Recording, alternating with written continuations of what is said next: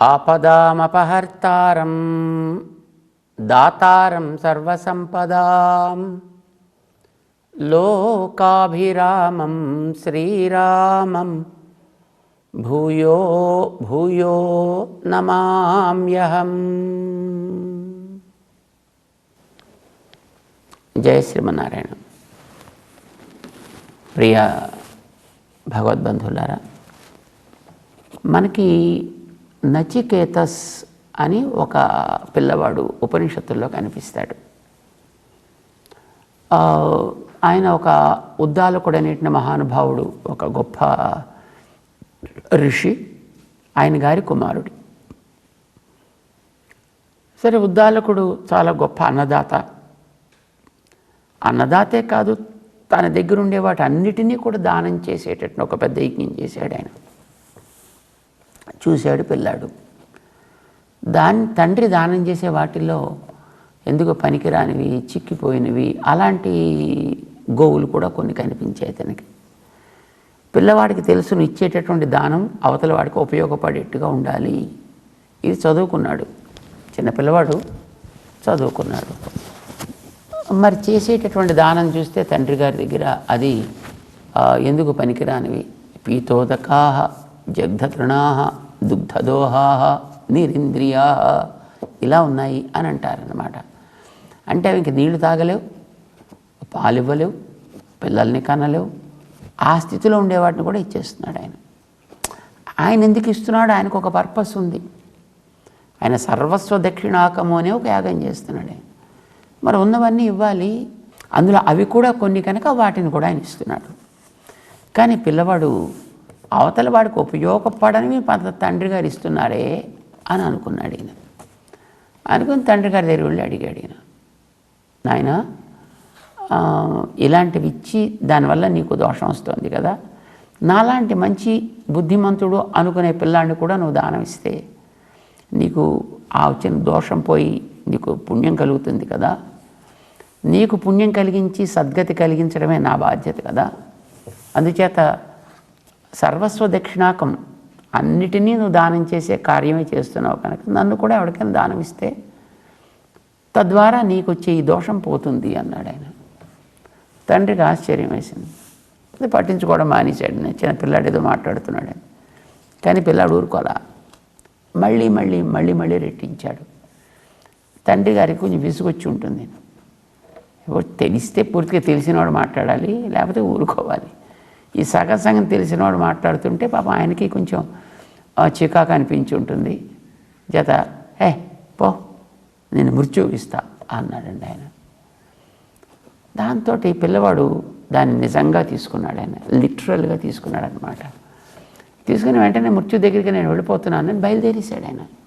మరి ఎలా వెడుతున్నాడో ఆ రోజుల్లో వాడుకుండే శక్తి ఎట్లాంటిదో మనకి తెలియదు. నేను వెళ్ళిపోతున్నాను, బయలుదేరుతున్నాను మృత్యు దగ్గరికి అన్నాడు ఆయన. ఆయన బయలుదేరిన తర్వాత తప్ప తండ్రి గారికి తను విసుగుతో ఉండి అన్నమాట ఆయనకి మనసుకి పట్టలేదు. ఆయన అయ్యో పొరపాటు అయిపోయిందిరా, వద్దురా బాబు వెళ్ళొద్దురా అన్నాడు ఆయన. లేదు లేదు, అన్నమాట నుంచి వెనక్కి తిరగకూడదు, చేతని బయలుదేరుతున్నాను. పిల్లవాడు బయలుదేరేసాడు. సరే, దేనికి వెళ్ళాడు ఈయన? యముడి దగ్గరికి వెళ్ళాడు, దానంగా వెళ్ళాడు. అయితే దానం అవతలవాడు పుచ్చుకోవాలి, కానీ యముడు అక్కడ లేడు పుచ్చుకోవడానికి. తండ్రి గారైతే ఇచ్చేశారు కనుక నేను వాడికి చెందినవాడిని అయిపోయాను కనుక అని ఈయన వెళ్ళిపోయాడు అక్కడికి. యమలోకం దగ్గరికి వెళితే అక్కడ యముడేమో తన స్వామి అయినటువంటి నారాయణ దగ్గరికి బహుశా ఏదో కార్యవశం చేత వెళ్ళాడు ఆయన. 3 రోజులు లేట్ అండి ఆ ఊళ్ళో. 3 రోజులు కూడా ఈ వెళ్ళిన పిల్లాడు నన్ను ఆయనకి ఇచ్చాడు కనుక నేను ఆయన దగ్గరే ఉండాలి, ఆయన చెప్పినట్టే చేయాలి అని చేత నేను అప్పటిదాకా ఏమి తినను తాగను అని కూర్చున్నాడండి ఆయన 3 రోజులు. సరే, 3వ నాడు ఆయన వచ్చాడు యమధర్మరాజు. చూశాడు పిల్లాడిని, బుద్ధిమంతుడు పిల్లవాడు, మంచివాడు. కానీ 3 రోజులు ఆహారం తినకుండా ఉంటే దానివల్ల నా ఇంట్లో ఉన్నాడు కనుక నాకు దోషం వస్తుంది అని ఆ పిల్లాడి దగ్గరికి వెళ్ళి, ఏమయ్యా తిస్రో రాత్రి యదవాసీత్ గృహేమే అనసినన్ బ్రహ్మన్, నువ్వు పెద్ద బ్రహ్మవేత్తవాయా కనుక నా ఇంట్లో 3 రోజులు కనుక నువ్వు అలా ఉన్నట్టయితే నాకు దోషం వస్తుంది. చేత నీ కోసం కాదు, కానీ నాకు దోషం రాకుండా ఉండడం కోసమని నీకు 3 వరాలు ఇవ్వాలి అని అనుకుంటున్నాను, కోరుకోవా అంటే ఆ పిల్లాడు కోరాడంటే అద్భుతమైనటువంటి వరాలు కోరాడు. తన కోసం అంటే ఏం కోరలా, తన తండ్రి గారితో ఉండేటటువంటి రుణాన్ని తీర్చుకోవడానికి ఒకటి అడిగాడు, తన చుట్టూ ఉండే ప్రకృతితోటి రుణాన్ని తీర్చుకోవడానికి ఒకటి అడిగాడు, లోకల్లో ఉండే జనాలందరూ కూడా ఆధ్యాత్మికంగా బాగుపడడానికి వీలయ్యే ఒక ఉపాసనని అడిగాడు. తద్వారా అలాగా 3 కోరికలు కోరాడనమాట. సరే, ఇవన్నీ విన్నాడు యమధర్మరాజు. నువ్వు ఏం తెలివి తక్కువ పిల్లాళ్ళ ఉన్నావా, నువ్వు మరీ బుద్ధిగా చిన్న పిల్లవాడివి, నేను ఎవరిని అనుకుంటున్నావు, నేను యమధర్మరాజుని, చతుర్ముఖ బ్రహ్మ కంటే గొప్పవాడినాయా నేను, దేవతలంతా నా చెప్పు చేతల్లో ఉంటారా, బ్రహ్మగారి దగ్గర నుంచి నా చెప్పు చేతల్లోనే ఉంటారు, మిగతా ఉండేటువంటి ఈ లోక పాలకుల గురించి ఏం చెప్పాలి కనుక, నన్ను అతిక్రమించి ఎవడు ఉండలేడు, నన్ను కాదని ఎవడు బతకలేడు, నేను సంకల్పిస్తే చెయ్యలేనిది లేదు, అంత గొప్పవాడిని, నా దగ్గరికి వచ్చావు, కోరుకునేదో మంచివి కోరుకోవా, మంచి మంచి లాభాలు కోరుకోవా అన్నాడు ఆయన. ఏమేం కోరుకోవచ్చో కూడా తను లిస్ట్ ఇచ్చాడండి. భూమి మహదాయతనం వృణీష విత్తం చిరజీవికాంచ, ఏదో ఈ భూమిలో అంతటినీ కూడా ఎవరెవరు ఏ ఏ కోరికలు తీరాలి అని వాటి వెంట పరుగులు పెడుతూ ఉంటారో ఆ కోరికలని నీ వెంట పరుగులు పెట్టేటట్టుగా నేను చేస్తా, ఓకే అడిగాడండి ఆయన.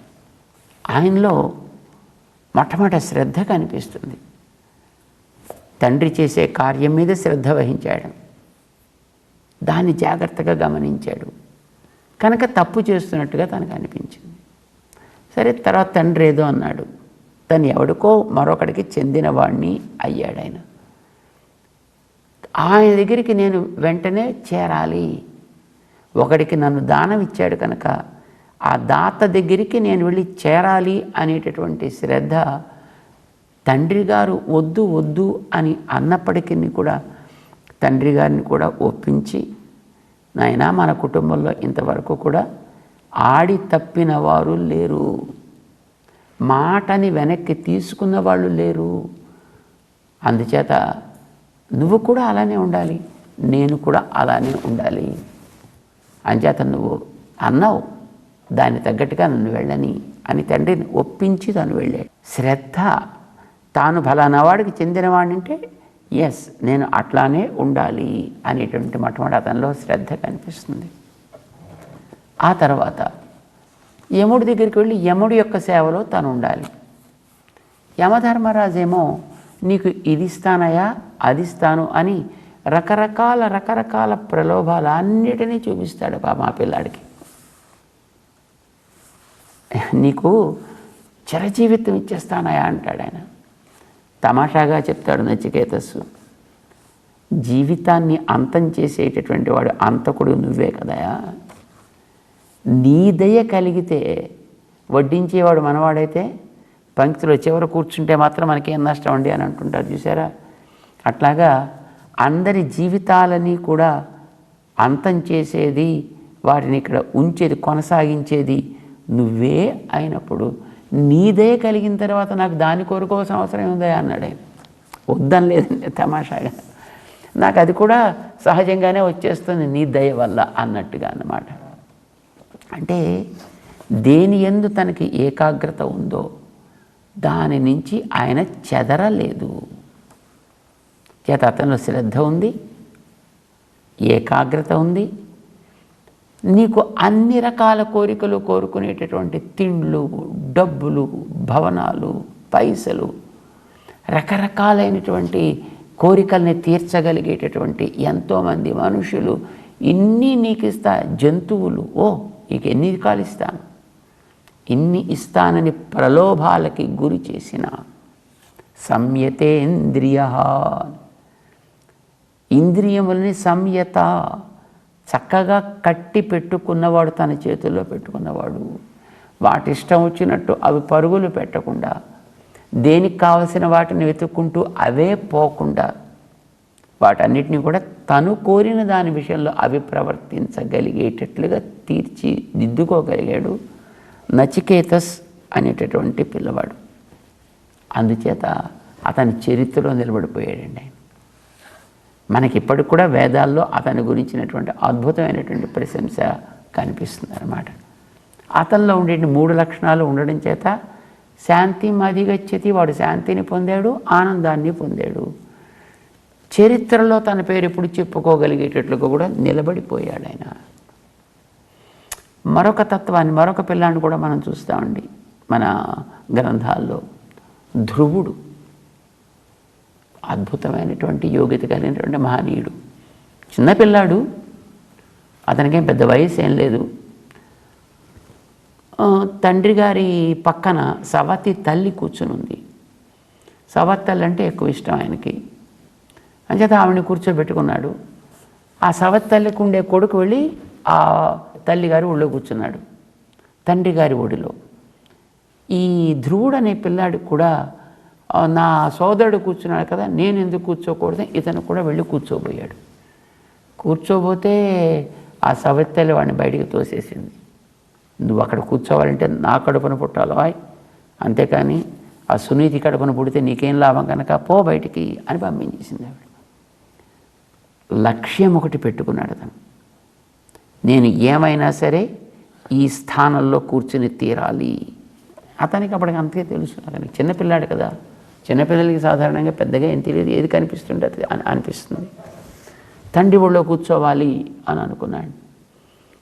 తల్లి ఏం చెప్పింది, నువ్వు మళ్ళీ నా కడుపున పుడితే తప్ప నీకు ఆ కూర్చుని అర్హత రాదయా అని వాళ్ళ అమ్మ దగ్గరికి వెళ్ళి ఏడ్చుకుంటుంది. అమ్మతో చెప్పాడు ఆయన. చూసింది తల్లి.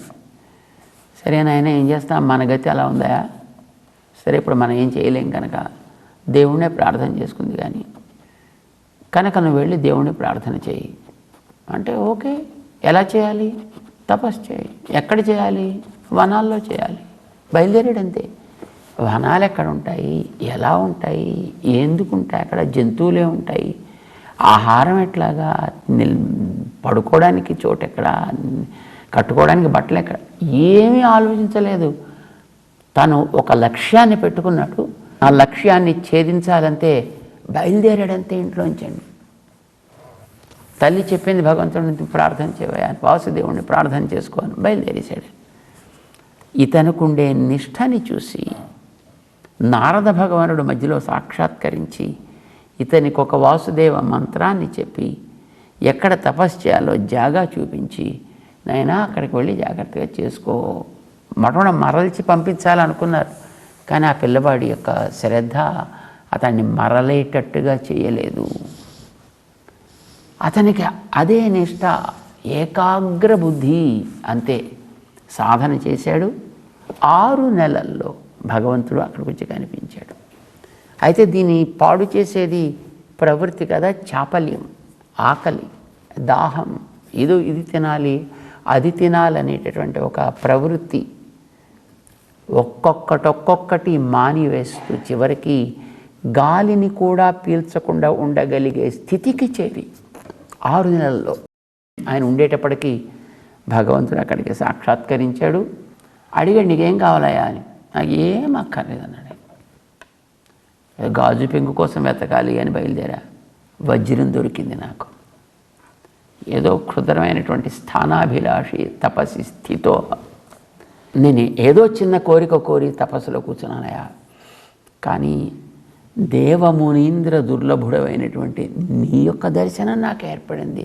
ఇంకా క్షుద్రమైనవి ఏం కోరుతానయ్యా, నేనేదో ఒకటి కోరి తపస్సులో కూర్చుంటే నాకు 1,000,000 దొరికింది. ఇక మళ్ళీ దానికోసం నేను ఎందుకు పాకులాడతాను కనుక అని అన్నాడు ఆయన. కానీ భగవంతుడు అలా కాదోయ్, నువ్వు ఆ కోరికతోటి ఆరంభం అంటూ చేసావు కనుక అది కూడా నీకు అందిస్తా, తర్వాత శాశ్వతంగా ఉండే స్థానం కూడా నీకు ఇస్తా అని మొట్టమొదట తండ్రి యొక్క ప్రేమని తను పొందేటట్టుగా, తండ్రి యొక్క వాల్లభ్యాన్ని పొందేటట్టుగా చేసి, దాని తర్వాత అతనికి ధ్రువస్థానము, శాశ్వతంగా ఉండేటటువంటి ఖగోళంలో ఒక స్థితిని కలిగించాడు. అతనికి శ్రద్ధ ఉంది, అతనిలో తత్పరత ఉంది, ఏకాగ్రత. అంతేకాదు సంయతేంద్రియ, అతనిలో తన ఇతరమైనటువంటి వాటి వైపు తన నాలుకని తన యొక్క ప్రవృత్తుల్ని పోవడం అనేటటువంటిది లేని ఆ నిష్ఠ అతనిలో ఉంది. 3 మనకి దాంట్లో కనిపిస్తాయి అన్నమాట. అవి ఉండడం చేత అతన్ని ఏం చేయలేకపోయింది.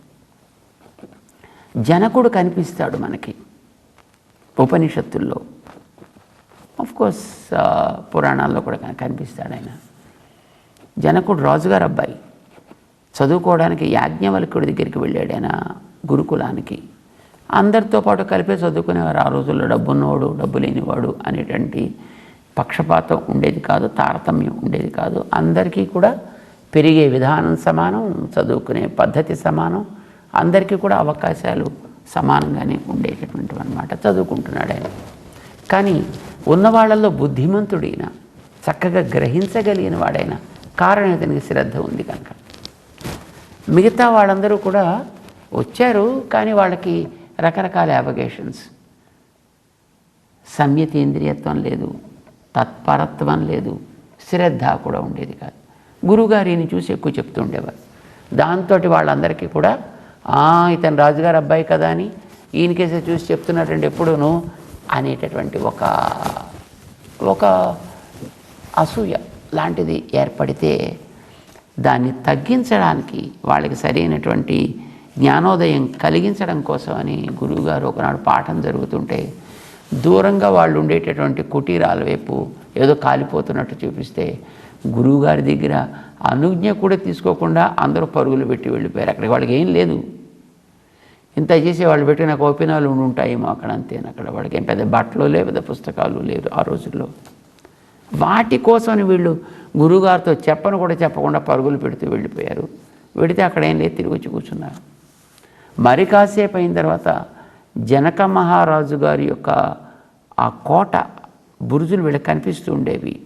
అంటే దాని పక్కనే ఉండేదన్నమాట వీళ్ళది స్థానం. అక్కడ చూస్తే అవన్నీ మండిపోతున్నట్టు కనిపించింది. అవి మళ్ళీ పిల్లలే చూశారు.